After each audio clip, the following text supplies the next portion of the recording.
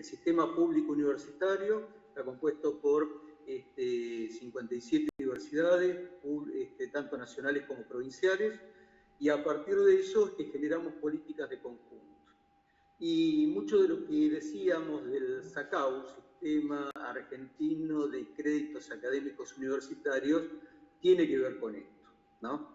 Yo, como particularmente soy de historia, siempre me gusta decir de dónde vienen las cosas, porque podemos entender mejor de dónde vienen y hacia dónde queremos ir. Yo voy a compartir con ustedes, ¿no?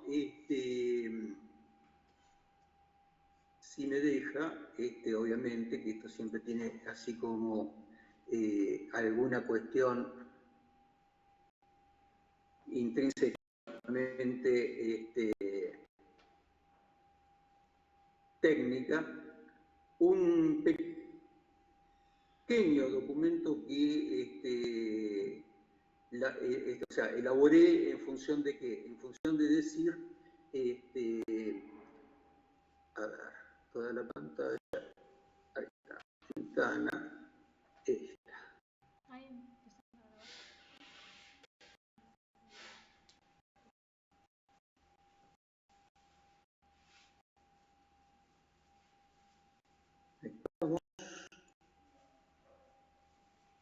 Bueno, esto sería en cierta forma la presentación, ¿no? Vamos por acá. Estamos. Bueno, vamos a arrancar. Yo esto se los voy a dar, se los voy a pasar para que ustedes lo puedan tener, ¿no? Tiene que ver con lo siguiente.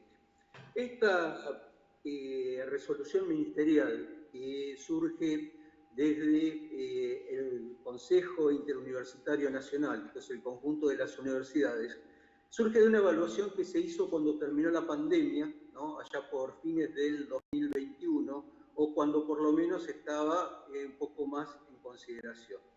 Surge de una declaración que se llama, es un documento hacia el desarrollo económico y el progreso social para dos ejes del 22 y el 23, que son los famosos 7 puntos, ¿no? Estos 7 puntos son los que los rectores los que definieron en aquel momento, eran cosas que la universidad sí o sí tenía que mejorar. Por empezar, el punto 1 tenía que ver con una cuestión de las modalidades de enseñanza y aprendizaje, y tenía que ver con el impacto que había tenido la virtualidad, ¿no? Recordemos que nosotros saltamos al vacío en marzo del 2020 hacia un mundo de virtualidad que no era lo que habitualmente hacíamos en las universidades, ¿no? Esto teníamos la opción de hacer lo que hizo la UBA, de decir que suspendía todo en marzo hasta junio y que en junio volvía. Algunos que veíamos cómo venía el tema de la pandemia en aquel momento sabíamos que ese plazo era incumplible y que si nos quedábamos atados a ese plazo era muy probable que todos perdiéramos un año, ¿no? Entonces, en función de eso, saltamos a la virtualidad, se dieron obviamente las condiciones para esto, todo lo que tuvo que ver con el uso de computadoras, de celulares, de todo aquello que tuvo que hacer la Universidad Argentina para saltar esto. Ahora, una vez que esto terminó, o que ya estaba, digamos, en presencialidad o casi absoluta, el tema era la evaluación. Y de esto se había visto que para algunos casos había resultado bien y para otros no tanto. Pero todo lo que tiene que ver con terminalidad, con todo lo que era el sistema de becas, con aquello que impactaba en administrativos, estudiantes, docentes, graduados, había quedado como dos modelos, presencial y a distancia, y había que seguir trabajando sobre esto. El punto 2, ¿no? Y acá es donde impacta mucho más, era que teníamos que revisar las carreras, ¿no? La mayor parte de las universidades tenemos las carreras tradicionales, que las ofrecemos entre una duración de 5 y 6 años, pero después todos sabemos que esto dura, ¿no? Alrededor de 8, alrededor de 10, que no siempre se termina, que tenemos muy alta deserción o desgranamiento en los primeros años, pero que después esto continúa y en algunos casos nos falta la terminalidad porque tenemos problemas con ese monstruo que se llama tesis, ¿no? Al cual todos les cuesta y el cual muy pocos pueden sobrevivir. Lo tercero era establecer, porque se había visto que estaba dando mucho resultado en algunas universidades que se habían animado a hacerlo, era el tema de las titulaciones intermedias, que podemos llamar carreras cortas, que podemos llamar diplomaturas, que podemos llamar certificaciones, pero en el caso de nuestra universidad tenía que ver con el reconocimiento para estudiantes que arrancan la universidad y después no terminan, pero que hicieron 3, 4, a veces hasta 5 años y se van de la universidad, como decimos, sin llevarse nada, ¿no? En ese caso, lo que había una herramienta que ya había quedado previa a la pandemia, que era el bachiller universitario, ¿no? Nosotros vimos esto que podía ser un título o una certificación. En nuestro caso, optamos por la certificación y era hacer un reconocimiento a quienes tuvieran 2 años, un ciclo introductorio o más de 1.100 horas cursadas entre una o más carreras, entre una o más facultades, y hacer ese reconocimiento que le sirviera a la persona para ver si no quería empezar de nuevo, si no quería arrancar con otra cosa, pero con una base y un reconocimiento mucho más amplio. El cuarto punto tenía que ver con la modalidad de internacionales. O sea, la universidad tiene que vincularse en el ámbito internacional a través de distintas carreras, a través de distintas modalidades. Y una de las cosas que nos pasaba era que muchas veces nuestros estudiantes viajaban al exterior con una beca, cursaban un año, cursaban 2 cuatrimestres, y cuando volvían no les reconocíamos nada. ¿No? Era como que se habían ausentado de la universidad. Entonces, esto también debía ser corregido. Un quinto punto tiene que ver con lo que planteábamos al principio. Una de las cosas que la universidad pública tiene y sostiene es el tema de la calidad. Calidad en todos sus aspectos, en sus clases, en sus procedimientos, en sus titulaciones, pero obviamente esto dónde lo podemos garantizar, y medianamente estamos todos de acuerdo con determinados estándares.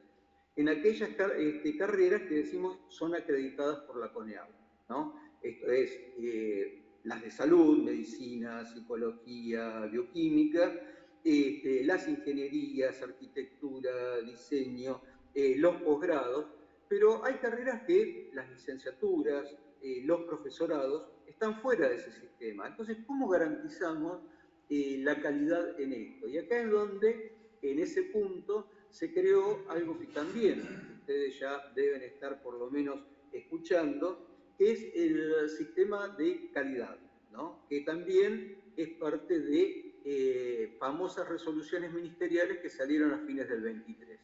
Y por último, algo que sobre todo para el ámbito reformista es clave, que es la curricularización de la extensión, ¿no? Esto es que la extensión esté dentro del currículum y de los planes de estudio, particularmente como ha sucedido con nuestro caso, nuestra universidad, con lo que tiene que ver con las prácticas sociocomunitarias. Esto es que no sean una cuestión voluntaria, que no tengan que ver con algo que algunas carreras la tienen y otras que no, sino que en realidad estén insertas en todos los planes de estudio y dentro de todas las carreras. O sea, esto es lo que planteaba, obviamente, ese documento, y como fruto de ese documento, obviamente, los 7 puntos y el tema de, como les decía, la virtualización, por un lado. Esto quedó en una cuestión en que en realidad de todo lo que se hablaba en aquel momento, que tenía que ver con educación a distancia, bimodal, híbrida, virtual, mediada, mediada por tecnologías, vinculada por tecnologías, quedan 2 categorías nada más, que es presencial o a distancia. Y como tenemos hoy, lo presencial incluye un 49% del porcentaje de asignatura que puede ser dictada, mediada por tecnología, que puede ser mediada a través de otro tipo de vinculaciones, pero no es híbrida, sino que está dentro de lo presencial.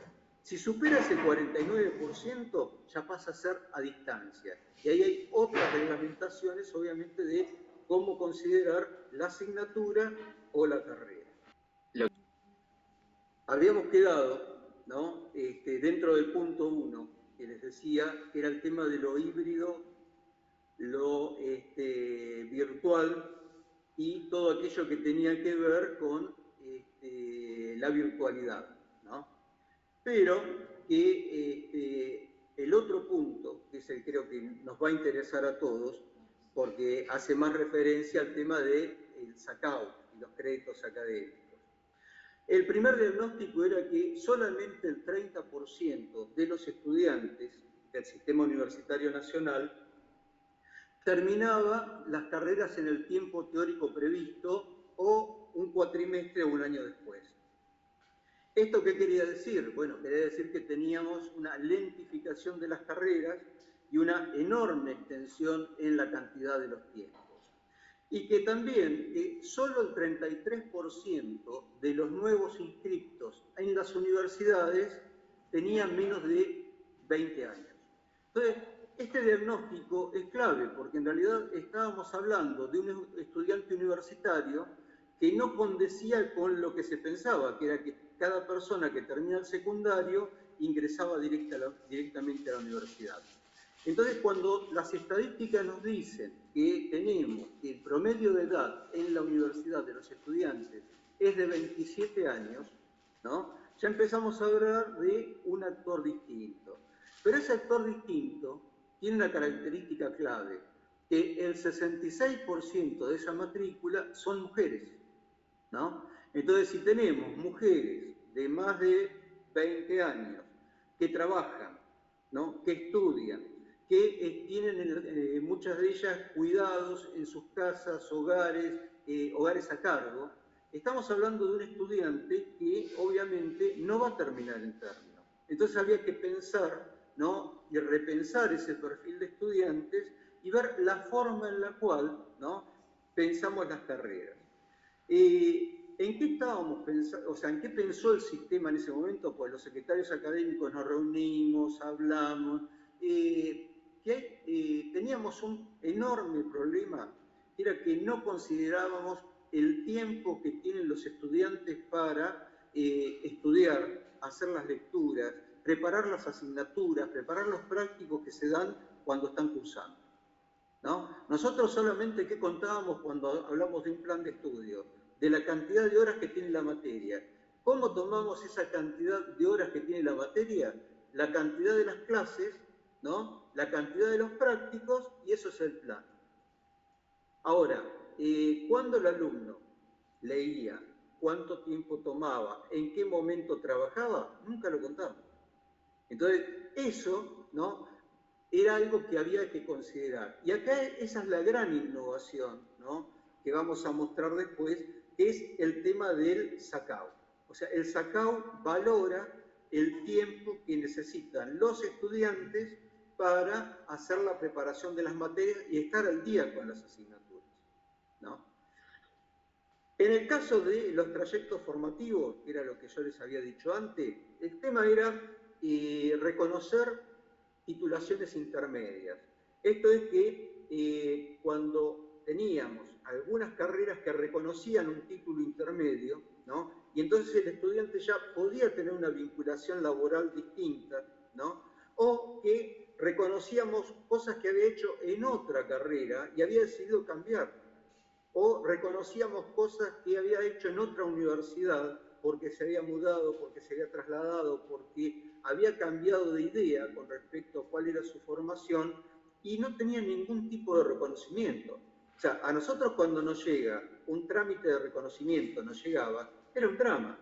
Porque eso, ¿qué circuito tenía? Llegaba a la universidad, lo mandaba a la facultad, lo mandaba a la carrera, en el departamento que correspondía, lo agarraba el titular de la asignatura que era más o menos parecida y decía, ah, sí, bueno, mira, el 90% está bien, pero hay un libro que no leyó y me parece que por esto no le vamos a hacer el reconocimiento. Entonces, ahí ya comenzábamos a tener enormes problemas para reconocer aquello que en muchos casos nosotros mismos habíamos formado. O sea, nosotros mismos como universidad, nosotros mismos como sistema, le habíamos hecho cursar, le habíamos hecho aprobar determinada cantidad de asignaturas a los estudiantes que después no reconocían.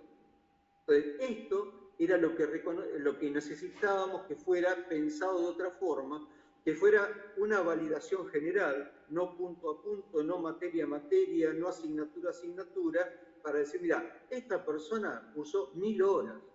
Entonces, ese paso por la universidad tiene que estar reconocido de alguna forma. Entonces, yo no puedo decirle que haga todo de nuevo, que si le falta algo, lo puedo hacer. Y ojo que esto tenía dos vueltos, porque tiene el vuelto no solamente de lo nacional, sino que estoy reconociendo a nivel internacional. Y si yo quiero que a mis estudiantes a nivel internacional les reconozcan algo, cuando vienen otros estudiantes de afuera, tengo que hacer lo mismo. O sea, esto no tiene mucha interpretación con respecto a esto. En la certificación de calidad, esto fue un enorme debate, porque yo puedo decir, bueno, a ver, voy a hacer un reconocimiento de título. ¿De qué universidad viene? Ah, no, pero esa es no es tan buena esa universidad como la nuestra, ¿no? Porque no tiene el mismo plan de estudio, porque no tiene los mismos docentes, porque no tiene la misma duración esa carrera. Entonces, ¿cómo puedo hacer para certificar? Esto en las ingenierías, que son las que llamamos carreras del 43, en medicina, en arquitectura, es fácil, porque medianamente los consejos de decanos elaboran estándares. Entonces, si se cumple con esos estándares y están todos dentro de lo que es una acreditación de CONEAU, es fácil, digamos, certificar y acreditar. Ahora, si es una licenciatura, ¿no? En alimentos, en historia, en geografía, en terapia ocupacional, no tengo cómo acreditarlo, porque no hay CONEAU. Entonces, ¿qué se pensó? Se pensó en generar una agencia para acreditar estas carreras que no son las del 43. Después hay un punto más, que era la carrera de investigador universitario, ¿no? Que ahí estábamos totalmente paralizados y lamentablemente en esto no le podíamos echar la culpa a nadie. Esto es un tema del propio sistema que hizo la última evaluación de investigadores en 2014 y desde ahí no hizo ninguna más, ¿no? Entonces, nos quedamos sin docentes que pudieran dirigir centros, que pudieran dirigir institutos, o sea, nos congelamos en la carrera de investigador y solamente quedó el CONICET como carrera o los centros de investigación provinciales. Con lo cual la universidad había quedado también, digamos, dándonos un tiro en los pies con respecto a nuestras propias carreras, y fíjense la importancia que tiene esto hoy cuando el tema del CONICET está muy en discusión. Y después, bueno, curricularizar la extensión, como les decía, tenía que ver con que esto no fuera una cuestión voluntaria, sino que apeláramos a que dentro de las tres funciones sustantivas que tiene la universidad, los estudiantes tuvieran una experiencia, sobre todo en lo que nosotros llamamos las prácticas sociocomunitarias, donde esto no fuera, ya les digo, voluntario o de un plan de estudio, sino que todas las carreras de la universidad estuvieran con este contexto de formación, de responsabilidad social en los profesionales que estamos formando, ¿no? Entonces, acá llegamos al famoso SACAU. El SACAU, una característica clara, alcance nacional y aplicación obligatoria. Esto ya no hay discusión con respecto a si lo vamos a implementar o no. No hay discusión en que tienen que ser todas las carreras de todo el sistema universitario, público y privado. O sea, acá ya no hay, digamos, excusa, lo veo, lo tomo o no. Son otras las discusiones de por qué viene lenta la discusión, pero no por la implementación. Entonces, la organización de los planes de estudio tiene que incorporar el tema de un sistema de créditos, ¿no? Donde van a estar las horas del plan de estudio que establece cuánto tiene que tener en hora cada plan de estudio, pero también tiene que reconocer cuántas horas le va a demandar al estudiante la preparación de esas asignaturas, ¿no? Entonces ya no estamos nada más que evaluando la cantidad de contenidos que vamos a tener, sino también la reflexión del tiempo de trabajo que van a tener los estudiantes para poder llevar adelante ese tipo de trabajo.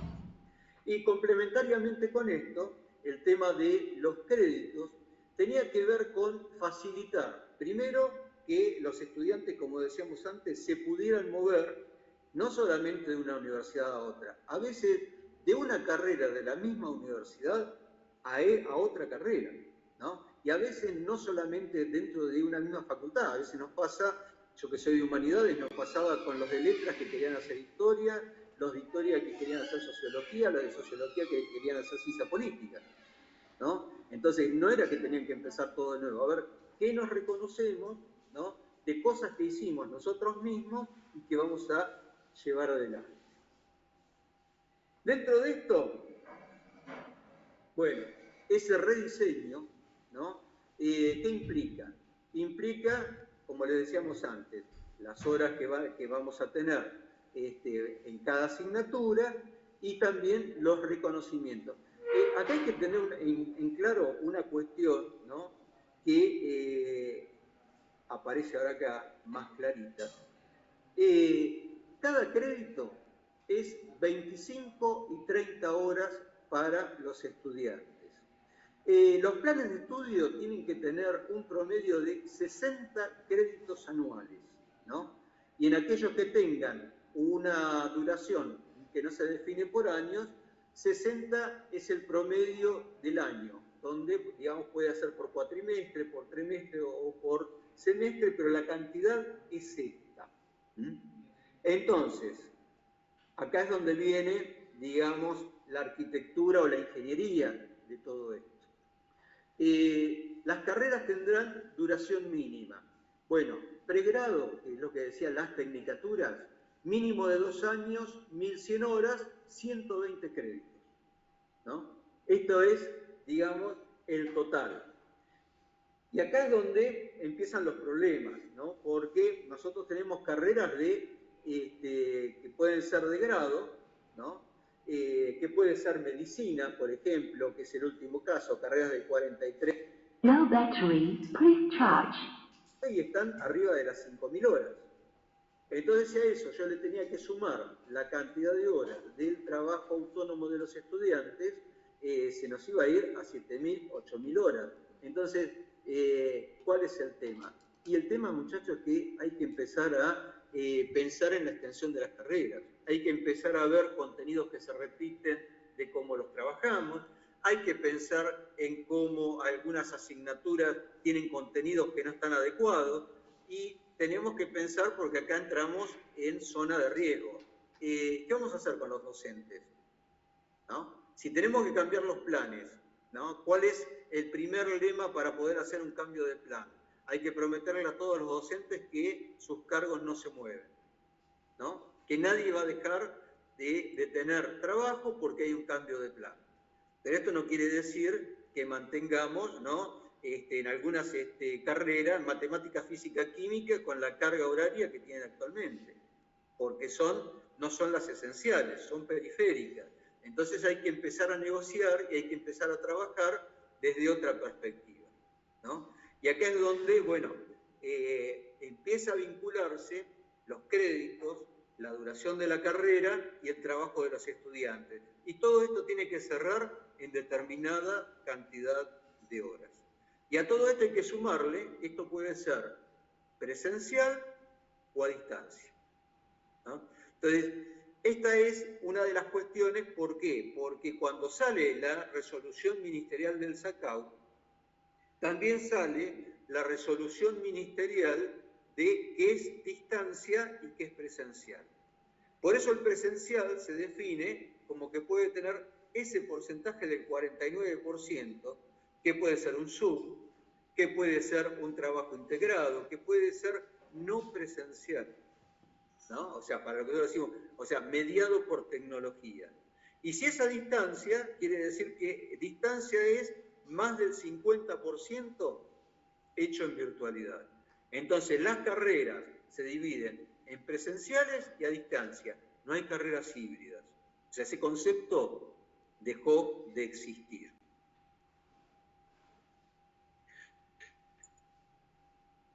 Bueno, después hay algunas consideraciones, obviamente, que son los plazos. Acá es donde está el ruido, ¿no? Yo les digo, ayer tuvimos una reunión del CIN con otros secretarios académicos que contamos las experiencias, cada uno, qué hacemos, cómo lo vemos, cómo lo vamos a llevar adelante. Pero lo principal es que la adecuación al SACAU es a partir del 1 de enero del 27, ¿no? 2027. Y que se puede prorrogar 2 años más hacia adelante. Yo les digo el caso, ¿no?, de lo que fue el primer problema cuando salió esto en el 2023. Salió una disposición, una ordenanza del Consejo Superior de la UBA que rechazaba la resolución ministerial.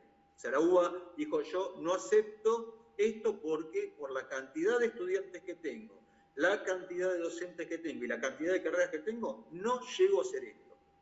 Así que yo salgo por mi autonomía, me quedo afuera de estas resoluciones ministeriales, ¿no? Todos sabemos que tenemos un sistema público universitario y la UBA, ¿no? Como que la UBA está aparte. Pero eso implicó volver a discutir en el CIN todos los rectores estas cuestiones y por eso sale la nueva ordenanza, ¿no?, que salió ahora, hace aproximadamente 2 meses, y que dice que, bueno, este plazo va hasta el 2027, pero que se puede prorrogar hasta el 2029.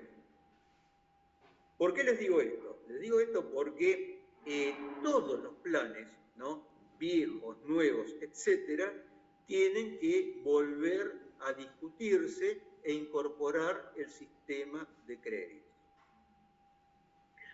Esto nosotros puede tener una cierta ingeniería de normativas, ¿no? Nosotros estamos trabajando con un criterio que es, cuando sacamos un plan de estudio, el plan de estudio tiene una ordenanza de Consejo Superior, ¿no?, que viene aprobada obviamente por su Consejo Académico, en la cual está el plan. Otra, adicional, esto es una distinta, donde están las correlativas, porque siempre el problema que tenemos es que sacamos un plan y a los 2 años le cambiamos las correlativas porque vemos que no sirve, que frena, que... Bueno, entonces, sin que tengamos que ir al ministerio a pedirle permiso, podemos mover la de correlativas porque sigo teniendo el mismo plan. Y ahora, el caso nuestro de psicología, que está en un plan de cambiar antes de fin de año el plan de estudios, lo que le dijimos es una tercera ordenanza de Consejo Superior donde estén los créditos, ¿no? Entonces, nosotros vamos a tener una resolución ministerial por el plan, otra por la correlativa y otra por los créditos. Entonces, esto, ¿qué nos dice? Que yo no tengo que volver a ir al ministerio y esperar, como estuvimos esperando el año pasado, 1 año o 6 meses para poder dar una carrera o para poder cambiar un plan. Entonces, esa ingeniería, ¿no?, de normativas, lo que sirve es para esto, digamos, como para ver en qué momento, en el caso nuestro, Mar del Plata, nosotros tenemos 140 carreras, ¿no? Con lo cual, imagínense el trabajo, ¿no?, que tenemos que llevar adelante en 2 o en 4 años para mover 140 planes de estudio y obviamente los problemas que esto trae para el sector estudiantil, ¿no? Porque vamos a tener alumnos de un plan, alumnos de otro, y cómo implementamos los créditos. Vuelvo a decir esto porque me parece que es importante. Primero y principal, esto no es convertir la cantidad de horas que hay hoy y pasarlas a crédito. Esto no es que tenga una asignatura, una introducción a la filosofía, que tiene determinada cantidad de horas, la divido por 25, por 30 y esos son los créditos. No, tengo que aprovechar ¿para qué? Para reconocer el trabajo de los estudiantes, para verificar los contenidos, para ver la ubicación con respecto a otras asignaturas, si es esencial, si no es esencial, si es importante que esté, porque, ya les digo, tenemos un muy bajo, digamos, porcentaje de personas que terminan en término lo que es un plan de estudio. Estamos hablando de menos de 1/3. Entonces, lo que tengo que hacer, obviamente, para tener un régimen aceptable es ver la cantidad de horas, ¿no? En algo que no nos tiene que asustar, ¿no? Porque cuando nosotros tenemos estudiantes que vienen de otras universidades por intercambio internacional, se asustan de la cantidad de horas que tienen nuestros planes de estudio, ¿no? No están acostumbrados a ver esa cantidad enorme de horas que tenemos, y ya les digo, el tema de, bueno, si yo curso todas estas materias, ¿cuándo estudio? Si yo tengo que estar al día con 6 asignaturas por cuatrimestre o 6 asignaturas anuales en simultáneo, ¿cuándo tengo tiempo para estudiar? ¿Cuándo tengo tiempo para trabajar? ¿Cuándo tengo tiempo para otras actividades que son vitales? A ver, estamos hablando de esta cuestión. Una cuestión que tiene que definir cada universidad de acuerdo a lo que sea su criterio y las carreras que considere, es cuánto va a valer cada crédito, ¿no? Porque la normativa dice que puede valer 25 horas o 30, pero tiene que ser un solo valor, ¿eh? Esto no es, mirá, para medicina van a ser 30, para bioquímica van a ser 25, no. Es un solo valor para la universidad y lo tiene que discutir en los ámbitos que termine con una ordenanza de Consejo Superior que se aplique después a todos los planes, ¿no? Y separado, por supuesto, el trabajo de lo que son las horas de interacción entre docente y estudiantes de las horas de trabajo autónomo, ¿no? Y que obviamente esto tiene que adecuarse porque hay estándares, y esto en las carreras del 43, como decimos las que son acreditadas en CONEAU, ya tienen estándares definidos a nivel nacional, ¿no? El CONFEDI, que son los decanos de ingeniería, la UAPSI, que son los de psicología, los decanos de arquitectura, todos tienen determinado estándar y determinada cantidad de horas. Y de esto no se puede mover cada carrera y cada universidad, porque va a tener problemas con la CONEAU, no va a acreditar y después ahí vienen otros problemas. Bien, ¿cómo asignamos la cantidad de horas autónomas de los estudiantes? Bueno, esto es una discusión muy particular de cada carrera, de cada departamento, de cada facultad, ¿no? Tiene que ver con una discusión donde, por supuesto, esto no es que empezamos asignatura por asignatura, sino que teniendo una visión general, ver cuánto le podemos dar a cada uno de estos aspectos. Esto, medianamente, las horas de interacción se pueden aplicar categorías distintas en cuanto a las horas de interacción, ¿no? Se puede reducir la cantidad de horas de interacción docente-estudiante, se puede aumentar la del trabajo autónomo, pero en el resultado final, la cantidad de horas de la carrera ya está establecida, ¿no? 2.800 horas es el total que se está pensando para las carreras universitarias de grado. O sea que dentro de eso tiene que entrar todo, ¿no? Como ven, ¿para qué se hace esto? Para forzar con respecto a esto que decíamos. Nosotros en algún momento tuvimos carreras que duraban 14 años, ¿no? Teníamos graduados que tardaban 18 años en terminar la carrera y escribir la tesis. Una locura, ¿no? Esto no tiene ningún sentido que la carrera universitaria funcione desde esta forma. Yo todo esto se los paso porque me parece que requiere de alguna lectura detallada. Le voy a pasar también las resoluciones ministeriales, porque en base a esto es donde ustedes pueden sacarle más jugo, donde pueden discutir, donde pueden ver, obviamente, todo aquello que tiene que ver con, bueno, cómo vamos a hacer esto, y una cuestión que me parece clave, ¿no? Acá lo que tenemos que seguir haciendo es seguir charlando, ¿no? A partir de acá, todo es las preguntas de ustedes.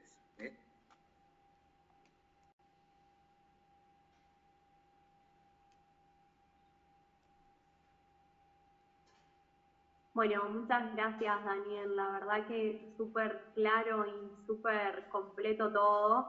incluso súper claro, aún siendo re complejo entender todo el sistema, ¿no? Para tranquilidad de ustedes, los secretarios académicos, los rectores, están desesperados con este tema.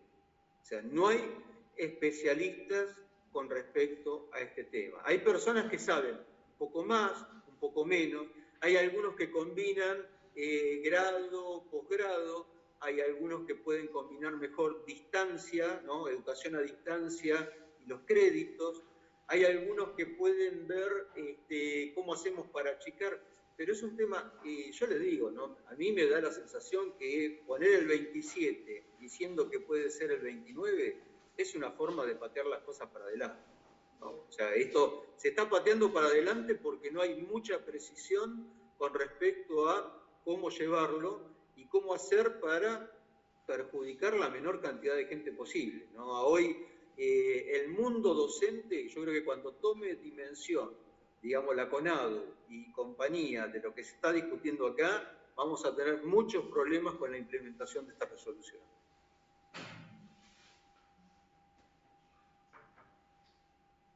¿Alguien tiene alguna pregunta para Bueno, no sé si alguien quiere hacer alguna pregunta. Abrimos Anímense porque esto ya les digo, es un campo abierto. Levantaron unas manitos ahí. Muy bien. Buenas. A mí me quedó una duda. Yo soy veniero, soy de la Facultad de Ingeniería de Mar del Plata. Y en algún momento mencionaste de que, claro, con la cantidad de horas que se venía trabajando en los planes viejos, digamos, y por cómo se viene pensando ahora los planes nuevos, la solución era o dejamos los planes como están y decimos que ahora medicina en vez de tardar 6 años vas a tardar 8, tipo reconocemos de que no te vas a graduar tan rápido, o supongo que la otra alternativa es recortamos contenido y sos médico en 6 años, pero con menor cantidad de conocimientos, si se quiere. ¿En qué están pensando las facultades hoy? Me encanta, porque acá lo que empezamos a discutir calidad.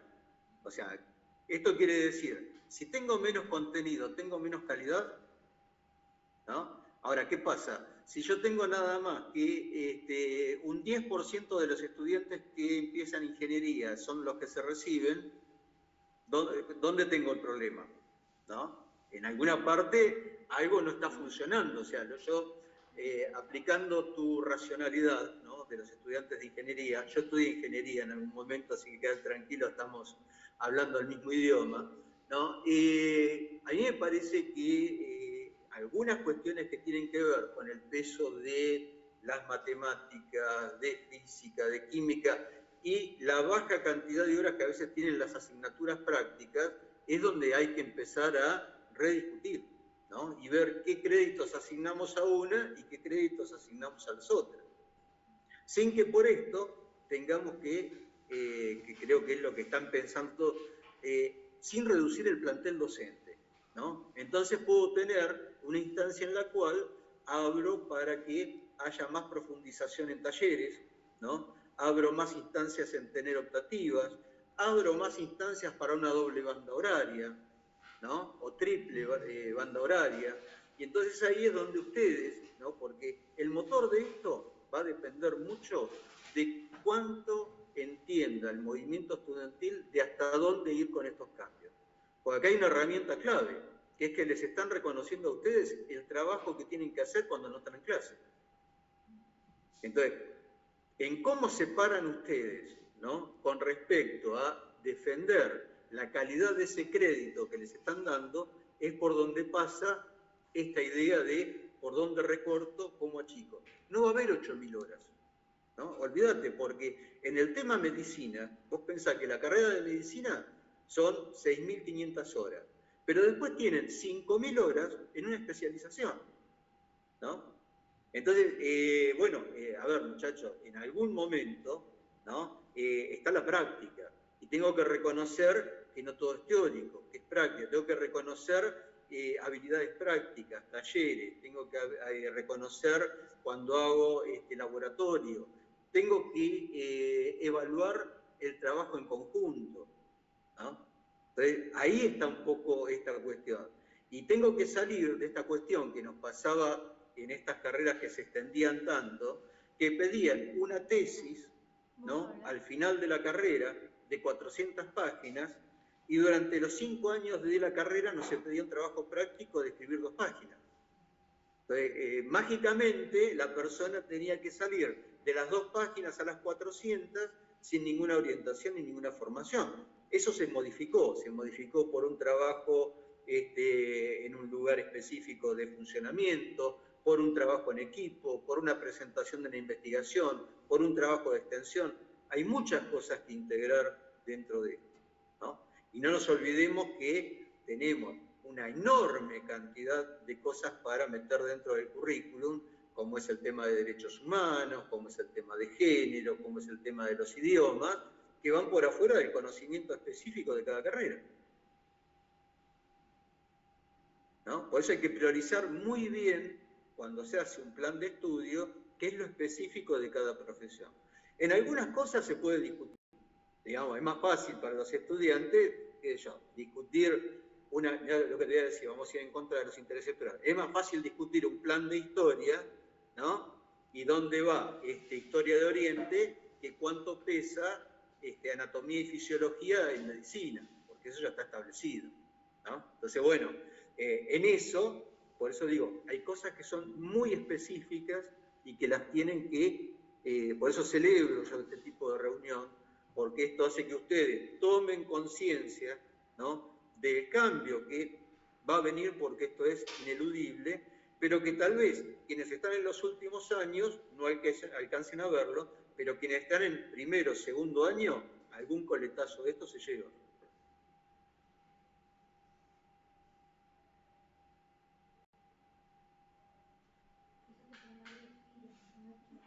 Ahí hay pedido de palabra, me parece que aparece Male primero.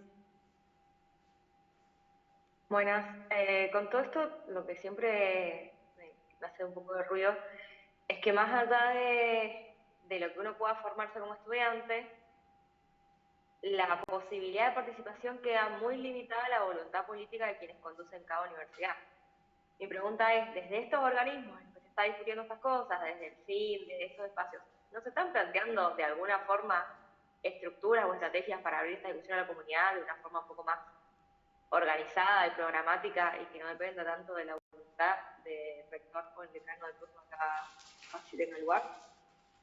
Vos pensás que los organismos de conducción, como es el CIN, ¿no?, y sus comisiones, que tiene una comisión de académica, de acreditación y varias más, hay 2 grandes bloques, o sea, está el bloque reformista y el bloque del peronismo, y dentro de estos bloques, digamos, universidades grandes, medianas y chicas. Entonces, muchas veces las discusiones se dan por afinidades, o sea, yo trabajo muy bien con la Universidad de Centro de Tandil, trabajo muy bien con Bahía Blanca, tengo más contacto con algunas del Gran Buenos Aires, pero digamos, en esto también está, ¿no?, que acá tiene que ver con de dónde proviene cada sector.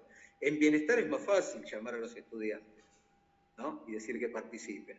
Ahora, académica, digamos que trabajamos con algunos colegas que hace años que no ven un estudiante, ¿no? Entonces, esto hace muy difícil, ¿no?, que uno pueda decir, llamen, vean. Nos pasa a nosotros en las mismas facultades, o sea, nosotros le decimos a los secretarios académicos de las facultades, che, llamen, discutan, vean.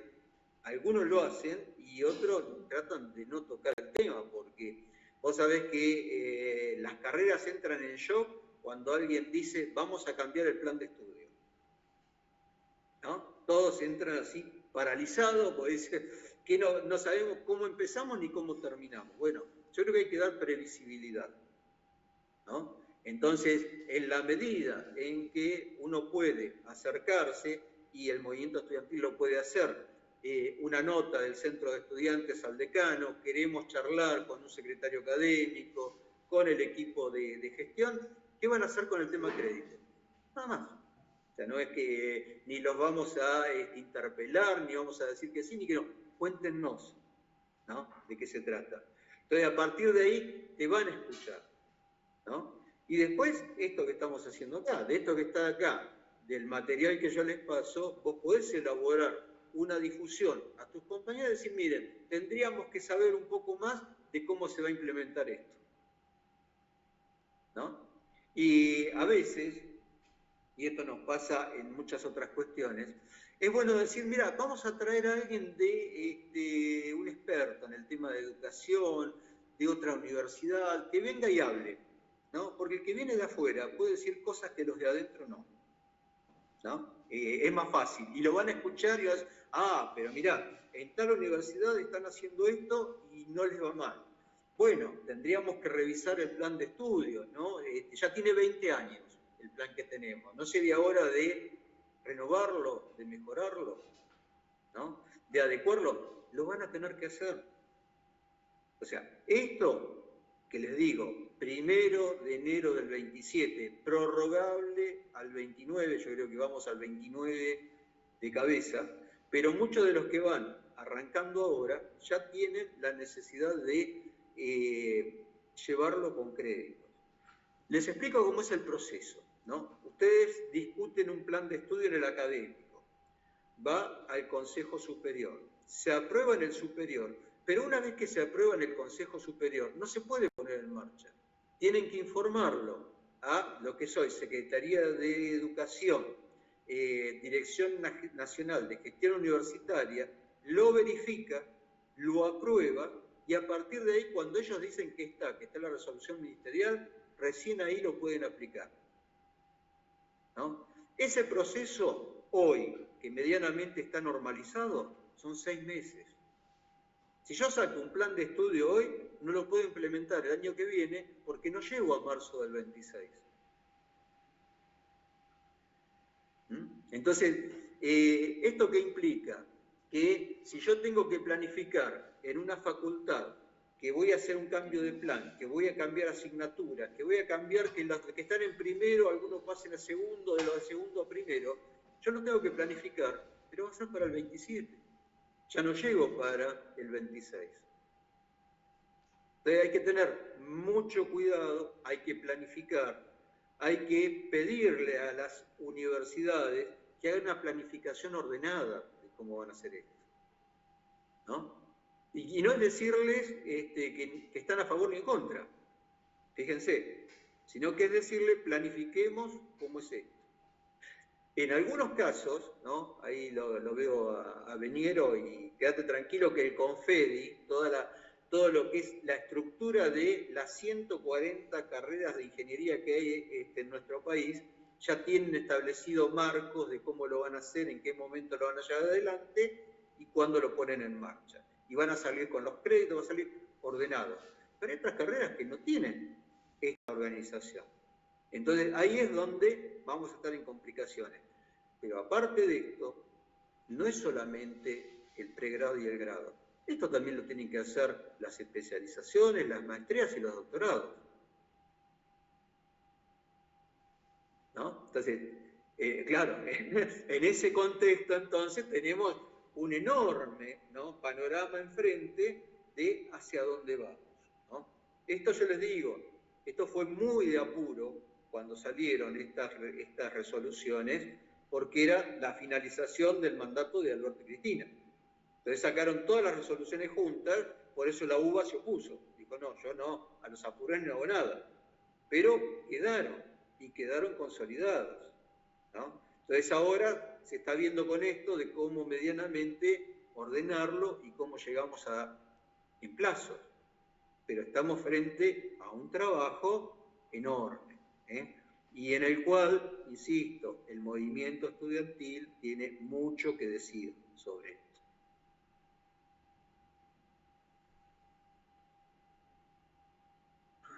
Bueno, sigue la chica de La Pampa, sumate y pidamos la palabra. Hola, buenas tardes. Yo soy Paz. Estamos acá con compañeras y compañeros de las facultades Exactas y Naturales. Y me generó inquietud la cuestión, por ejemplo, ¿cómo van a contabilizar las salidas a campo? Nosotros Claro. tenemos carreras con muchas salidas a campo y hay algunas que son en otras provincias. ¿Nos van a limitar a que viajemos dentro de la provincia, por acá nomás? ¿O cómo? No. Eso no es geográfico, digamos, el tema. El tema es que eso va a quedar sumado dentro de los créditos que tienen que ver con el funcionamiento docente-estudiante. No es trabajo autónomo. Claro, por las horas, digo, las horas, ¿se va Claro, a contabilizar la hora de viaje? No, la hora va a ser lo que específicamente hagas en el momento en el cual lleves adelante, digamos, el proceso de investigación que estás haciendo.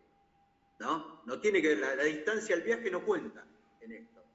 Digamos, si tenés 4 horas de micro que te lleva hasta el lugar, 4 horas de traslado en un auto que te lleva hasta el lugar, eso no cuenta. Lo que cuenta es cuánto tiempo estuviste, digamos, haciendo la observación o haciendo el trabajo de laboratorio de campo. O sea, eso es medianamente lo que establece, está pensado el sistema de crédito en ese sentido. Perfecto, gracias. Flor, las tres. Hola, ¿cómo andan? No sé si estaba el Feli antes, ¿Alguno pero tiene me parece que alguna bajó la mano. Bajó la mano. Ah, bueno. Bueno, ¿cómo están? Bueno, Daniel, gracias en primer lugar por el tiempo, por la charla que tuviste acá con nosotros. La verdad que fue súper clara en un montón de aspectos.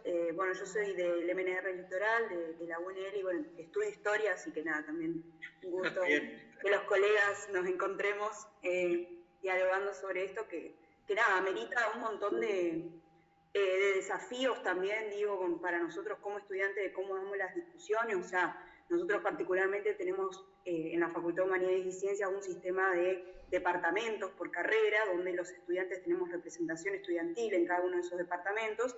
Entonces, de alguna manera u otra va a ser un poco más democrático para las carreras de la Facultad de Humanidades el tema del cambio de plan de estudios, porque ya hay una representación estudiantil directa donde se va a debatir justamente el cambio de plan. Que entiendo que, bueno, que en otras facultades eso no existe, no sé en otras universidades del país, pero bueno, como nuestra facultad en ese caso es bastante particular, incluso a comparación de otras facultades de la UNL. Por ahí a mí como que la duda que me queda de todo este sistema, que en algún punto siento que es necesario y era un debate que nos debíamos como sistema universitario, es el tema de cómo se cuenta la cantidad de tiempo que un estudiante invierte en estudiar, ¿no? En el tiempo de estudio directamente, porque yo creo que eso, el proceso de enseñanza y los procesos de aprendizaje son muy disímiles y dependen de un montón de cosas, y nada, y lo digo desde la experiencia, digo, a mí me lleva mucho tiempo leer, como hay compañeros que quizás no, pero no sé si tiene que ver tanto con una cuestión de capacidad, sino de, bueno, las cuestiones más de reflexión que le damos al estudio, o bueno, cómo juegan otros factores de la vida al momento de sentarse a estudiar, ¿no? Entonces, como la pregunto un poco en ese sentido, porque particularmente lo que nos pasa en las carreras de la Facu Humanidades es que los planteos sobre los cambios de plan de estudio van más orientados, quizás no tanto a la cantidad de materias, sino a la cantidad de bibliografía que tenemos en las materias, porque quizás no tenemos tantas materias o tanta carga horaria de cursado, pero después el tiempo de estudio por la cantidad de bibliografía que tenemos es casi el doble o el triple de lo que nos lleva a cursar. Entonces, y también entiendo que no es lo mismo quizás una carrera de ciencias sociales como historia, ciencia política, letras, sociología, que quizás, bueno, una carrera de otras características, tipo, o que no tengan tanto tiempo de lectura. O que no, por ejemplo, en nuestras carreras también esta cuestión de, bueno, nosotros no estudiamos de resúmenes. O sea, el que estudia resumen va y lo bochan en el examen final. Entonces, también tenemos esa característica de que tenemos que hacer un trabajo muy estricto con las lecturas del texto original. No podemos recurrir a otras variantes, sería. Mirá, Florencia, nosotros tenemos una experiencia en el claustro docente, yo ya he participado de varios cambios de planes de estudio, y siempre vas a escuchar el docente que dice, porque mi materia, que es la más importante del plan de estudio, ¿no?, requiere de 40 libros que sí o sí tienen que leer. Bueno, esto lo que obliga es a poner blanco sobre negro a todas las asignaturas, a ver qué podemos ver y qué no, porque hay una cuestión positivista que nos excede. Ya nadie puede leer todo lo que se produce, ¿no?, a nivel científico, ni en un día, ni en un mes, ni en un año, ¿no? Solamente hoy, y esta es otra cuestión que podríamos charlar desde otro punto de vista, hay una sola cosa que puede leer todo y en cualquier idioma, y es la inteligencia artificial, ¿no? Pero nosotros estamos formando personas, no estamos, digamos, domesticando la inteligencia artificial para esto. Entonces, tenemos que ver qué es lo prioritario, qué es lo esencial. A mí me pasa permanentemente porque doy historia argentina contemporánea, entonces yo siempre, ¿de qué hablo? Hablo que hay libros que son clásicos y que los estudiantes tienen que conocer lo que se está haciendo a nivel científico en este momento. Y ese equilibrio lo marca el docente, y es el docente el que tiene que decir, mirá, el corte es este, y yo no le puedo decir que yo tengo 6 horas semanales y que aparte el estudiante tiene que tener 20 horas semanales para leer lo que yo le doy, porque cursa también otras 4 asignaturas, ¿no?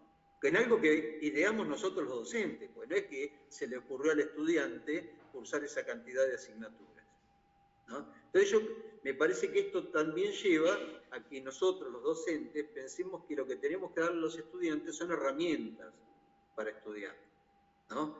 Que es algo que tiene que estar en la concepción de la formación universitaria.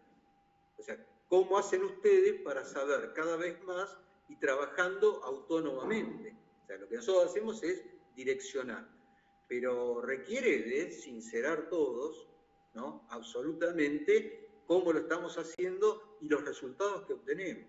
O sea, nosotros tenemos un enorme déficit, que es una tasa de graduación baja,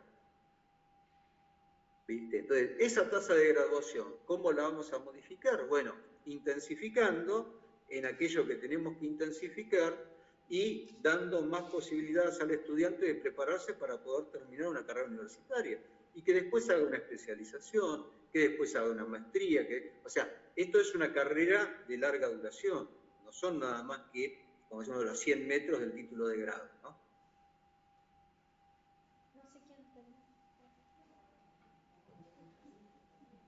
Las chicas de Sumate siguen.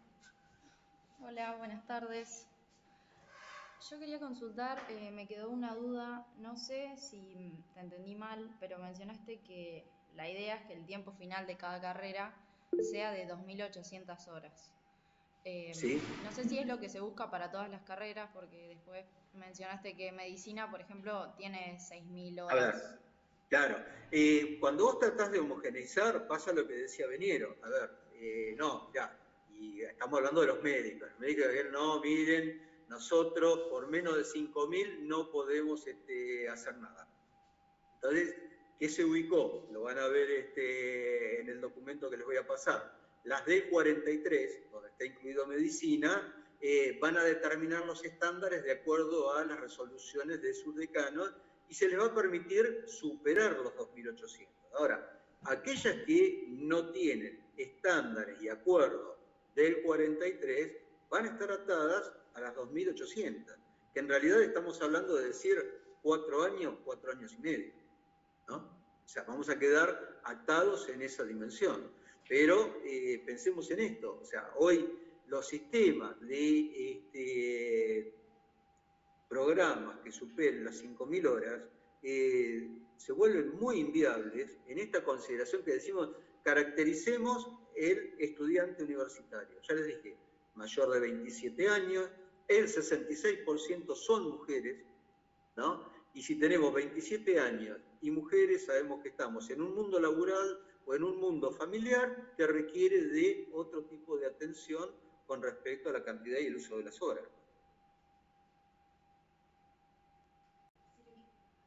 Bueno, gracias. Ay, ¿qué? Elo, ¿es vos? Acá, disculpen, hay otra pregunta.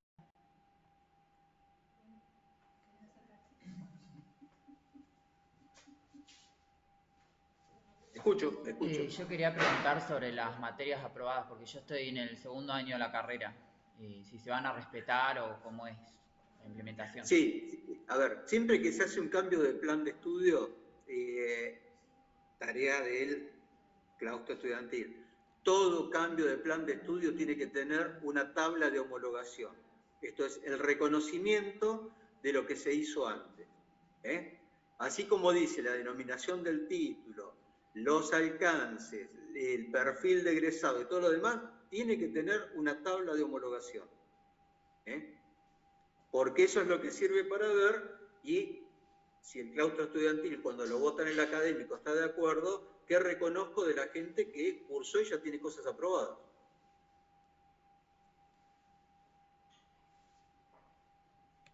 Sí, gracias, esa era la duda. Sí, no, es una duda muy comprensible, muy comprensible.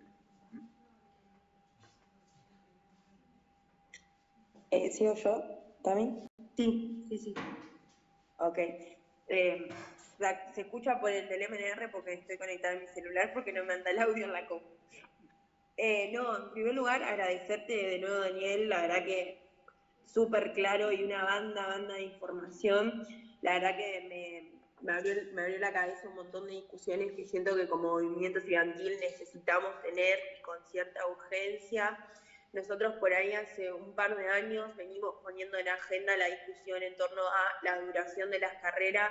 La verdad que hoy para la mayoría de nosotros que trabajamos, incluso tenemos más de un trabajo, tener que cursar y poder cumplir con los tiempos que propone la facultad es muy difícil y te lleva a abandonar o no poder finalizar tus trayectorias académicas.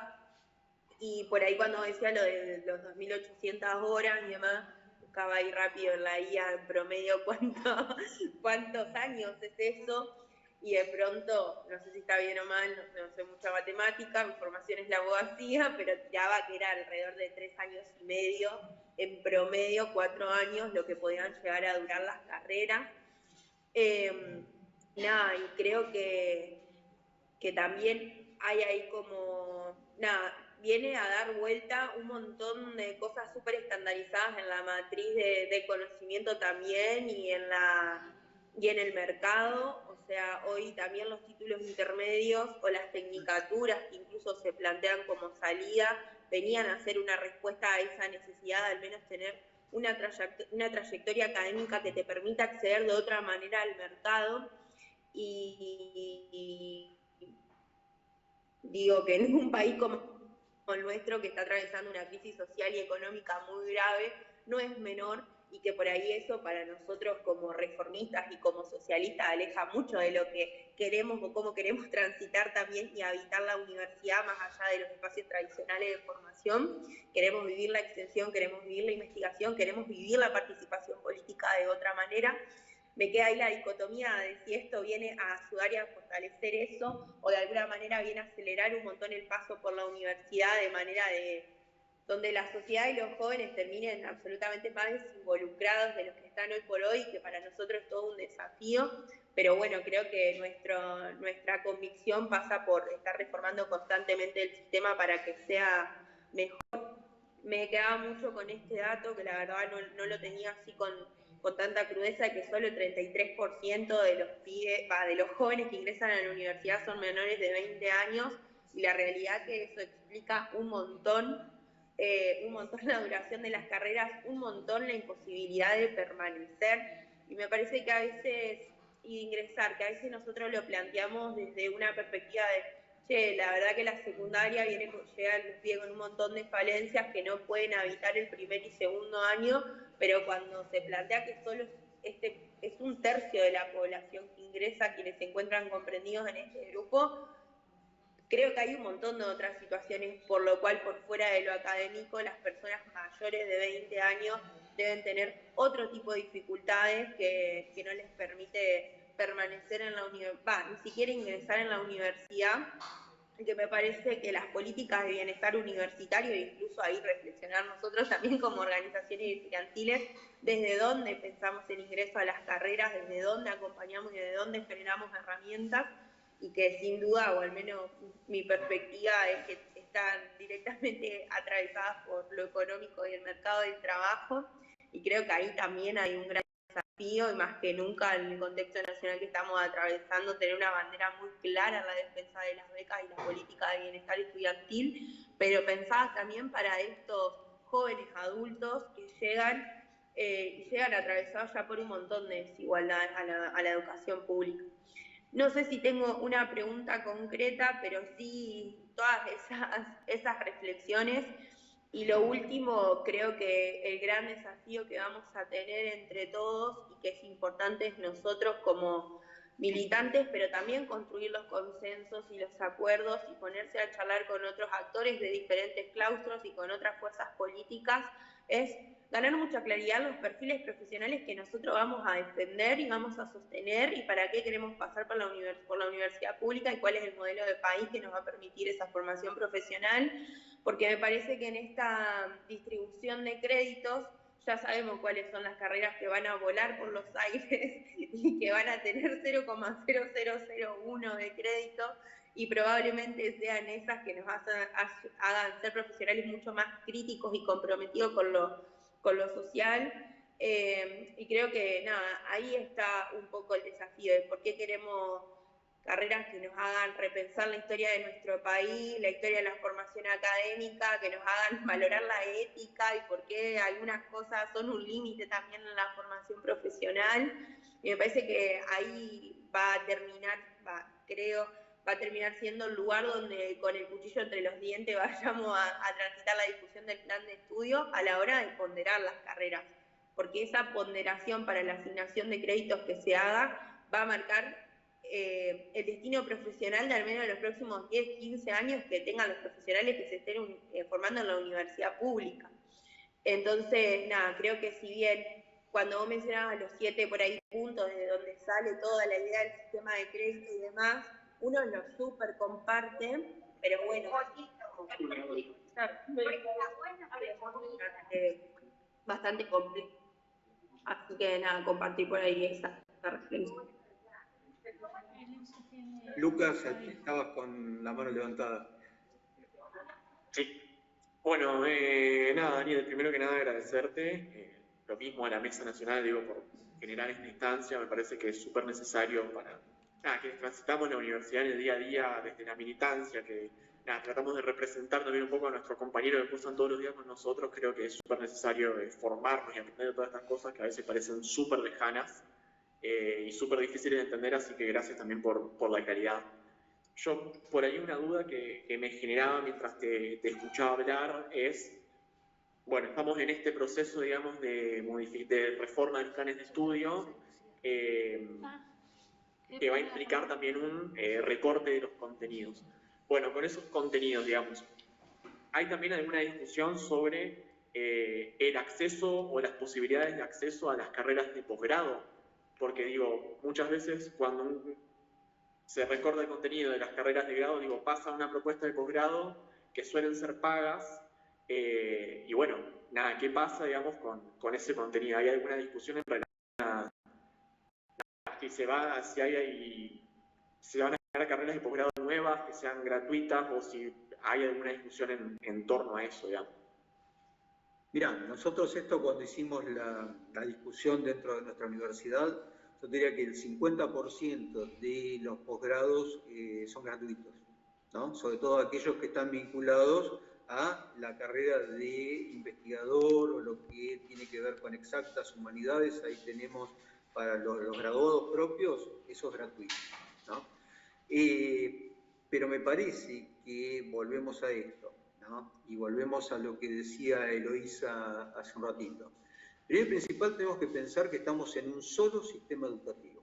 Esto puede tener nivel primario, secundario, universitario, posgrado, jardín maternal, pero el sistema es uno solo y la universidad tiene que tener opinión y colaborar con ese sistema universitario en cualquiera de sus niveles. No podemos decir, no, los chicos vienen mal porque el secundario no funciona. Si eso pasa, vamos al secundario a ver qué pasa y qué mano le podemos dar nosotros, ¿no? O sea, lo que no podemos hacer es desentendernos de la situación en la cual estamos. ¿Qué diagnóstico tenemos nosotros, ¿no? En los centros de extensión barriales, en lo que tiene que ver con, digamos, la periferia, ¿no? Donde el Departamento de Orientación Vocacional nuestro va y da charlas. Hay mucha apatía, o sea, la misma apatía que vemos en todas partes, también está en los barrios. También los chicos, hay muchos que se visualizan solamente en carreras cortas, y van a estar 3 años dentro de la universidad, más no pueden, ¿no? Porque se visualizan que no tienen medios para subsistir, porque la familia no los puede sostener, porque el contexto es muy adverso, ¿no? Entonces, esa carrera corta, ¿no? Lo que nosotros tenemos que ver, y hoy el 33% o sea, lo tenemos en tercios, 1/3 de nuestra matrícula cuando ingresa es a carreras cortas. ¿Por qué? Porque no solamente está en poco tiempo, sino porque tiene vinculación con el mundo laboral. Ahora, ¿qué obtenemos de retorno de todo eso?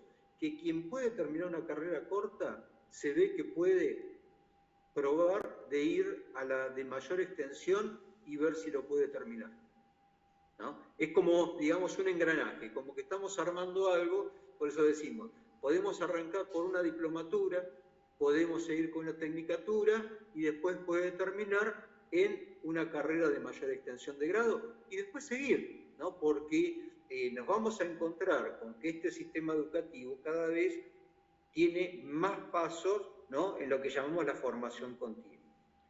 Otros aliados estratégicos con los cuales tenemos que trabajar, y nosotros lo estamos haciendo con escuelas de formación profesional y también con las universidades populares, es el tema de los gremios y los sindicatos. O sea, nosotros tenemos que tener una colaboración muy fuerte con gremios y sindicatos, porque ellos también tienen escuelas, y ellos también hacen formación. Y tienen, aunque les parezca mentira, los mismos problemas que tenemos nosotros.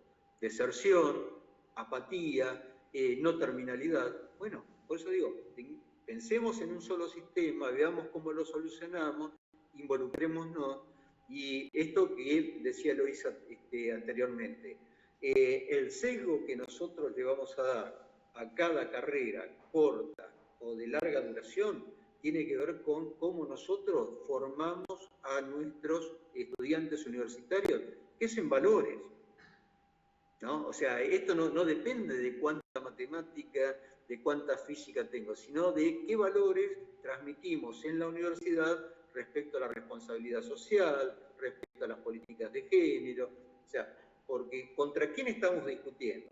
¿No? Si ustedes van a los medios nacionales hoy, discutimos contra los que dicen que hay que cobrar en la universidad, con que no puede ser que los estudiantes decidan, con que tomen la universidad y nadie los castigue, con que los extranjeros tienen que pagar para venir a estudiar.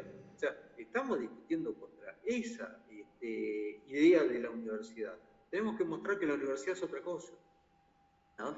Entonces, puntos débiles que tenemos, bueno, ataquémoslo, veámoslo de qué forma lo podemos hacer mejor. Pero pensemos que hoy no tenemos vientos favorables como tuvimos en años anteriores, ¿no?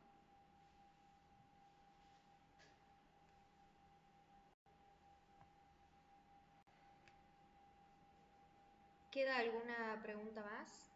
Si no, para ir cerrando ya. ¿No? Bueno, para concluir, quería agradecerte, Daniel, y también a las chicas y chicos de la mesa por organizar esta instancia informativa y también por la amplia participación que tuvimos, tanto de manera virtual como acá presencial. Les quiero agradecer a las compañeras y a los compañeros que se acercaron. Nosotros hicimos una invitación extensiva, pero particular también a los estudiantes de las mesas de carreras. Como mencionaba una compañera recién, nosotros también tenemos mesas de carreras y nos parecía importante que estos estudiantes estuviesen instruidos acerca de esto, porque sabemos que nos comentaron de acá de la facultad que se van a armar comisiones para evaluar estos planes de estudio y que van a tener 3 estudiantes, pero que todavía no habían decidido de qué modo los iban a elegir. Entonces, bueno, nos parecía importante que nuestros estudiantes estuvieran al tanto de de esto que se viene, y también valoro mucho la intención que tuvimos de informarnos y de poder defender, ¿no?, la voz de las y los estudiantes ante esta situación. Bueno, muchas gracias por participar. Bueno, muchas gracias a todos y a disposición para cualquier cosa que necesiten. Yo les voy a pasar ahora todos los materiales que les di. Bueno, muchas gracias, Daniel. Gracias.